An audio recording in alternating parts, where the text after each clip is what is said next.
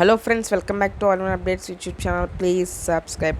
Today topic ఏంటంటే, next మన Telugu film industry నుంచి వచ్చే సినిమాలు 1000 crores కలెక్ట్ చేస్తాయా లేవా, కలెక్ట్ చేస్తే ఎన్ని సినిమాలు కలెక్ట్ చేస్తాయి, చేయలేనివి ఏంటి, దగ్గరలోకి వచ్చి ఆగిపోయి ఏంటి, ఆ సినిమాల గురించి అయితే మాట్లాడుకుందాం. ఇప్పుడైతే మొన్న కలికి అయితే రిలీజ్ అయ్యి 1000 crores ప్లస్ అయితే దాటి 1200 crores అయితే దగ్గరలో అయితే చేరబోతుంది. సో ఇప్పుడు నెక్స్ట్ రిలీజ్ అయ్యే బోయే సినిమాల గురించి మాట్లాడుకుందాం. ఫస్ట్ మూవీ వచ్చేసరికి సెప్టెంబర్లో రిలీజ్ అవుతున్న దేవర, మన ఎన్టీఆర్ గారు అండ్ కొట్రాల శివ గారు కాంబినేషన్లో. ఆల్రెడీ వాళ్ళది జనతా గ్యారేజ్ బ్లాక్ బస్టర్ అయితే అవ్వడం జరిగినప్పుడు, సో ఇప్పుడు మళ్ళీ వాళ్ళిద్దరు కాంబినేషన్లో దేవర అయితే రాబోతుంది. ఆఫ్టర్ RRR 2.5 years గ్యాప్ తీసుకొని మన దేవరాయితో పార్ట్ 1 పార్ట్ 2 అయితే రాబోతుంది. Devara part 1 and part 2. Music director Anirudh, ఇవన్నీ తెలిసిన విషయం. మరి ఇది 1000 crores కలెక్ట్ చేస్తుందా లేదా? నా అంచనా ప్రకారం బయట నార్త్ ఇండియా రైట్స్ తీసుకోవడం అలాంటివి మొత్తం కలుపుకొని చూసుకున్నట్లయితే దేవర వచ్చేసరికి 500 to 600 crores దగ్గర ఆగిపోతుందని నా అంచనా అయితే ప్రకారం. ఎందుకంటే దేవర మూవీకి నార్త్ ఇండియాలో బజ్ అయితే సరిగ్గా లేకపోవడం అయితే జరిగింది. బజ్ అయితే లేదు నార్త్ ఇండియాలో. మరి జాహ్నవి కపూర్ గారు హీరోయిన్గా ఉన్నప్పటికీ కూడా అక్కడ ఎందుకో బజ్ అనేది లేదు దేవర మూవీకి. అండ్ ఇంకోటి ఏంటంటే, అక్కడ దేవర రైట్స్ అని చాలా తక్కువకి అయితే కొన్నారు. 30 crores మాత్రమే ఏ ఫిలిమ్స్ అయితే చాలా తక్కువ రేటుకి అయితే తీసుకుంది దేవర మూవీ రైట్స్ని. సో అవన్నీ చూసుకున్నట్లయితే దీనికి కలెక్షన్ అయితే 1000 crores అనేది అయితే కష్టమని చెప్తున్నాను. నేనైతే ఒక 600 దగ్గరికి వచ్చి ఆగిపోద్దేమో నేనైతే అనుకుంటున్నాను. సో నెక్స్ట్ ఇంకా మనం అక్టోబర్లోకి వెళ్తే, నాకు తెలిసి అవుతే గేమ్ చేంజర్ దివాళీకి అయితే రిలీజ్ అయ్యే ఛాన్సెస్ ఉన్నాయి రామ్ చరణ్ గారిది. సో ఇదైతే శంకర్ గారి డైరెక్షన్. లేటెస్ట్గా వచ్చిన భారతీయ టూడ్ అయితే ఫ్లాప్ అవ్వడం జరిగింది. మొన్న కింద అవి కూడా ఫ్లాప్ అవ్వడం జరిగింది. సో ఆయన మళ్ళీ కంబ్యాక్ ఇవ్వడానికి అయితే గేమ్ చేంజర్ ఒక్కటే యూటిలైజ్ చేసుకోవాలి. ఆఫ్టర్ RRR తర్వాత మరి గ్లోబల్ స్టార్కి ఎదిగిన మన రామ్ చరణ్ గారిని తీసుకొని మూవీ తీయడం అయితే జరుగుతుంది. నా అంచనా ప్రకారం ఈ మూవీ 400 నుంచి 500 crores మధ్యలో ఆగిపోవడం అని నేనైతే అనుకుంటున్నాను. ఎందుకంటే దీనికి కూడా నార్త్ ఇండియాలో బజ్ అయితే అస్సలు లేదు.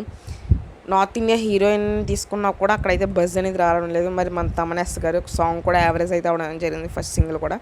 సో నా అంచనా ప్రకారం 400 crores దగ్గర ఆగిపోద్దని నేనైతే అనుకుంటున్నాను. 500 కూడా వెళ్దని అనిపిస్తుంది ఈ గేమ్ చేంజర్. ఇంకా మనకు ఓజీ అయితే కొద్దిగా పోస్ట్పోన్ అయితే జరిగింది ఇయర్లో నుంచి. డిప్యూటీ సీఎం గారిది, మన పవన్ కళ్యాణ్ గారిది. నా అంచనా ప్రకారం ఓజీ కనుక ప్రజెంట్ అయితే మన తెలుగులోనే బజ్ అయితే బేభత్సంగా ఉంది. ఇది పాన్ ఇండియాగా రిలీజ్ అంటున్నారు కానీ ఇంకా అఫీషియల్గా న్యూస్ అయితే రాలేదు. నాకు తెలిసి ఇది పాన్ ఇండియా వైడ్గా రిలీజ్ చేస్తే ఈ మూవీ దాదాపుగా 800 crores అయితే కొల్లగొడుతుంది. ఎందుకంటే తమన్ గారు దీనికి ఇచ్చిన బీజిఎం చాలా ఎక్సలెంట్గా ఉంది. ఇంకోటి ఏంటంటే, ఆల్రెడీ సుజిత్ గారు సాహోతో, హిందీ ఆడియన్స్కి కూడా తెలుసు, సాహో నార్త్ ఇండియాలో 100 crores అయితే కలెక్ట్ చేయడం జరిగింది. అక్కడ బ్లాక్ బస్టర్ అయితే సో సుజిత్ గారు అయితే డైరెక్షన్లో హిందీ ఆడియన్స్కి బాగా తెలుసు. కానీ ఈ సినిమా ఓజీ కనుక హిట్ టాక్ తెప్పించుకున్నంతే నార్త్ ఇండియా వాళ్ళు ఎగబడైతే చూస్తారు ఈ మూవీని, ఓజీని. సో ఇది ఛాన్సెస్ అయితే ఎక్కువ ఉన్నాయి 800 crores గ్రాస్ రావడానికి. 800 crores అయితే కలెక్షన్ చేస్తుంది. ఇంకోటి ఏంటంటే, ఈ ఎలక్షన్లో డిప్యూటీ సీఎంగా అయినందుకు తమిళ ఇండస్ట్రీ వాళ్ళకి బాగా తెలిసింది పవన్ కళ్యాణ్ గారు. ఇప్పటికీ తెలుసు కానీ ఇప్పుడు ఇంకా చాలామందికి తెలిసింది. సో నార్త్ ఇండియాలో కూడా దీనికి బజ్ అయితే క్రియేట్ అయితే ఇప్పటికైతే బజ్ లేదు. నాకు తెలిసి ఆయన పాన్ ఇండియా అనౌన్స్ చేసి రిలీజ్కి ప్రమోషన్ కనుక చేసినట్లయితే డెఫినెట్లీ 800 crores అయితే హిట్ అయితే నార్మల్గా కొట్టేస్తుంది. It is very two easy for OG.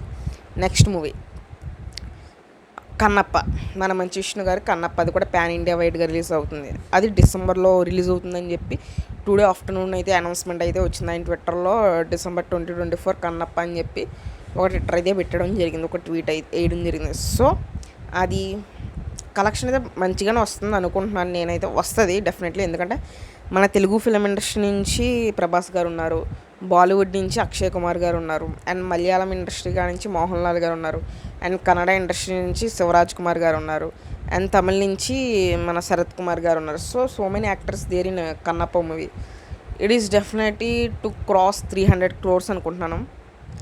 ఒకవేళ హిందీ ఆడియన్స్ కనుక కనెక్ట్ అవుతే మరి ఈ మూవీకి 400 crores కొట్టినా కూడా ఆశ్చర్యపోవాల్సిన అవసరం లేదు. ఎందుకంటే ఇంత 300 crores ఎందుకు వస్తుంది అంటున్నానంటే, మనకి అక్షయ్ కుమార్ గారు oh my God 1 and 2 parts తీశారు. అందుట్లో ఆయన కూడా భక్తుడిగా అండ్ శివుడి పాత్రలో పోషించడం జరిగింది. సో ఈ కన్నప్ప మూవీలో కూడా శివుడిగా అక్షయ్ కుమార్ గారే నటిస్తున్నారు. సో ఇదేమన్నా హిందీ ఆడియన్స్ కనెక్ట్ అవుతే కొద్దిసేపటి ఉన్నప్పటికీ కూడా కొంచెం వాళ్ళు వెళ్ళి చూస్తారు. అండ్ ఇంకోటి ఇక్కడ ప్రభాస్ గారు ఉన్నారు కాబట్టి డెఫినెట్గా తెలుగు స్టేట్స్ అయితే డెఫినెట్గా అందరు థియేటర్కి వెళ్ళడం అయితే జరుగుతుంది. సో హిట్ టాక్ తెచ్చుకుంటే ఈజీగా 400 crores గ్రాస్ అనేది రాబడుతుంది కన్నప్ప.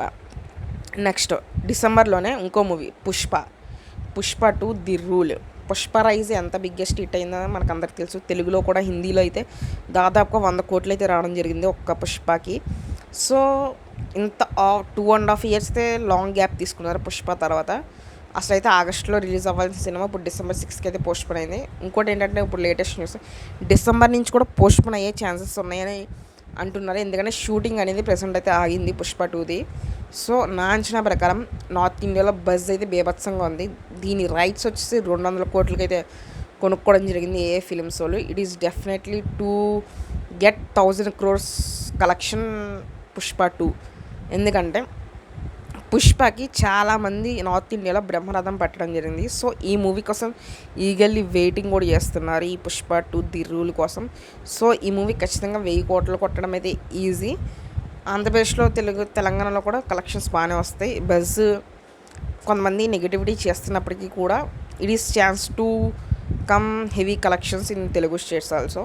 అండ్ తమిళ, మలయాళం, మలయాళంలో వస్తే కన్నడ చెప్పలేం, కానీ హిందీలో అయితే బీభత్సంగా వస్తే 400 నుంచి 500 కోట్ల వరకు హిందీలోనే కొట్టేస్తుంది పుష్ప 2. సో ఇది 1000 కోట్లకి అయితే ఈ ఛాన్స్ అయితే ఎక్కువగా ఉంది పుష్ప 2కి. నెక్స్ట్ వచ్చేసరికి ప్రభాస్ గారిది కల్కి 2. ఇప్పుడు కల్కి 1000 crores అయితే కలెక్ట్ చేయడం జరిగింది. సో ఇది కూడా నాకు తెలిసిన ప్రకారం బాహుబలి 2 రికార్డ్ అయితే బ్రేక్ చేస్తుంది అయితే నేను అనుకోవడం జరుగుతుంది ఈ కల్కి 2 అనేది. సో కొడుతుంది 1500 నుంచి 2000 కోట్లు ఖచ్చితంగా కొడుతుంది నేను అనుకుంటున్నాను కల్కి పార్ట్ 2 అనేది. నెక్స్ట్ వచ్చేసరికి మారుతి గారు ప్రభాస్ గారి రాజాసాబ్. ఈ రాజాసాబ్ ప్యాన్ వైడ్గా రిలీజ్ చేసినప్పటికీ కూడా ఇది హర్రర్ కామెడీ, ఒక family entertainer. After long gap మించిన తర్వాత ఒక ఫ్యామిలీ, ఒక ఫైట్స్, ఎటువంటి కత్తులు గన్స్ లేకుండా ఒక కామెడీలో ఒక ఫ్యామిలీ ఎంటర్టైనర్ అయితే మూవీ రాబోతుంది రాజాసాబ్. ఈ మూవీ హిట్ అవుతే 400 నుంచి 500 కోట్ల వరకు కలెక్షన్ చేసి ఆగిపోతుంది నా అంచనా ప్రకారం. ఎందుకంటే ఇది ప్రతి ఒక్కరికి కనెక్ట్ అవుతుందంటే చెప్పలేం. ఇప్పుడు అది యాక్షన్ మూవీ అయితే జనాలందరూ వెళ్ళిపోతారు, ఫ్యామిలీస్ తగ్గుతాయి. దీనికి ఫ్యామిలీస్ వెళ్ళి బీసీ సెంటర్ ఆడియన్స్ తగ్గొచ్చు చెప్పలేం. కాబట్టి ఈ మూవీ 800, 900, 1000 అయితే కష్టం, కానీ 500 వరకు అయితే కలెక్ట్ చేస్తుంది ఈ మూవీ రాజాసాబ్. నెక్స్ట్ వచ్చేసరికి సలార్ పార్ట్ 2 మన ప్రశాంత్ నీల్ గారిది, ప్రభాస్ గారిది. పార్ట్ 1 వచ్చేసరికి 700 కోట్లు అయితే కలెక్ట్ చేయడం జరిగింది. నా అంచనా ప్రకారం సలార్ పార్ట్ 2 శౌర్యాంగ పర్వం 1200 కోట్ల నుంచి 1300 కోట్లు కలెక్ట్ చేస్తుందని నేనైతే అనుకుంటున్నాను. 1000 కోట్లు అయితే డెఫినెట్లీ దానికి కూడా దాటుతుంది. ఒక 13 to 14 కలెక్ట్ చేసి ఆగిపోతుంది 1300 నుంచి 1400 కోట్లు చేసి. నెక్స్ట్ మన సందీప్ రెడ్డి వంగ అండ్ ప్రభాస్ గారిది స్పిరిట్. ఈ స్పిరిట్ మూవీ వచ్చేసరికి ఇప్పటికే బజ్ అనేది బీభత్సంగా అయితే ఉంది. ఇంకోటి ఏంటంటే స్పిరిట్ కూడా హిందీ ఆడియన్స్కి కనెక్ట్ అవుతుంది. ఎందుకంటే ఆల్రెడీ అర్జున్ రెడ్డితో తెలుగు ఫిలిం ఇండస్ట్రీకి Sandeep Reddy Vanga ఎంతలాగా over night star అయ్యారో, అండ్ అక్కడ కూడా Kabir Singh and animal back to back black busters ఇచ్చారు. ఆ యానిమల్ దాదాపు 1000 కోట్లు కలెక్ట్ చేయాలి. లాస్ట్ మినిట్లో 900+ కోట్ల దగ్గర అయితే ఆగిపోవడం జరిగింది. ఎందుకంటే అప్పుడు వెంటనే సలార్ పార్ట్ 2 అయితే రావడం జరిగింది డిసెంబర్లో. సో కలెక్షన్స్ అనేది దానికి డ్రాప్ అయిపోవడం జరిగింది. సో అది మైనస్. కాబట్టి ఈ స్పిరిట్ మూవీకి దాదాపుగా 1000 కోట్లు అయితే కన్ఫర్మ్. 1500 కోట్లు వచ్చినా కూడా ఆశ్చర్యపోకలేదు. ఎందుకో మరి కొరియాన్ నుంచి ఒక విలన్ తీసుకుంటున్నారు అని మా డియోంగ్ సియోక్ అని చెప్పి రౌండప్ మూవీలో ఉంటారు చూడండి, అది కొరియన్ మూవీ. సో అతను కనుక తీసుకున్నట్లయితే బీభత్సం సృష్టిస్తుంది. ఎందుకంటే చైనీస్, కొరియన్లో కూడా రిలీజ్ అవుతుందని చెప్పి పోస్టర్లు అయితే ఉండడం జరిగింది. సో డెఫినెట్లీ అక్కడ కూడా హిట్ అయ్యే ఛాన్స్ ఉంటాయి. కాబట్టి 2000 కోట్లు వచ్చిన ఆశ్చర్యపోకల్లా స్పిరిట్ మూవీకి. అండ్ మనకి ఇంకా మహేష్ బాబు గారు SSMB 29, అటు రాజమౌళి గారు, ఇటు సూపర్ స్టార్ మహేష్ బాబు గారు. దీనికి చెప్తున్నా 2000 నుంచి 2500 కోట్లు డెఫినెట్లీగా వస్తుంది. ఎందుకంటే మొన్నటి దాకా బాహుబలి 2 18 కోట్లు, దాని తర్వాత 2-3 ఏళ్ళు గ్యాప్ తీసుకొని RRRతో వచ్చారు. ఆ RRR 1300 కోట్ల దగ్గర ఆగిపోవడం జరిగింది. కానీ ఆ RRRకి బజ్ ఏంటంటే హాలీవుడ్ వాళ్ళకి బాగా రీచ్ అయిపోయింది RRR మూవీ. నాట్ సాంగ్ అని ఆస్కార్ రావడం, అండ్ జపనీస్లో కూడా ఈ RRR అనేది బ్లాక్ బస్టర్ రావడం. సో దీనికి అన్నీ అటు హిందీ ఇటు మన ఇండియా బయట కాకుండా అటు జపనీస్, చైనీస్, కెనడా, యూఎస్ ఇవన్నీ చూసుకున్నా కూడా ప్లస్ పాయింటే రాజమౌళి గారికి. సో ఈ టైంలో మహేష్ బాబు గారితో మూవీ అయితే అనౌన్స్ చేయడం జరిగింది. ఇప్పుడు ఆగస్ట్ 9th బర్త్డే రోజు అఫీషియల్గా అయితే వస్తుంది న్యూస్. ఇంకోటి ఏంటంటే ఇది నార్మల్ సినిమా కాదు, ఒక మైథాలజీ టచ్ అలాంటి కదా, ఒక అడ్వెంచరస్ మూవీ. హాలీవుడ్లో ఎలా అయితే అడ్వెంచరస్ మూవీ వచ్చిందో ఆ టైప్లో ఈ మహేష్ బాబు గారి మూవీ అయితే రాబోతుంది. ఈ సినిమాని హాలీవుడ్లో ఇప్పుడు కల్కి అంటే ప్రమోషన్స్ లేవు, ప్రమోషన్స్ చేస్తుంటే దాదాపు ఈ కల్కి పార్ట్ అనేది 2000 కోట్లు కొట్టేది. సో రాజమౌళి గారి ప్రమోషన్స్ అనేవి బాగా చేస్తారు.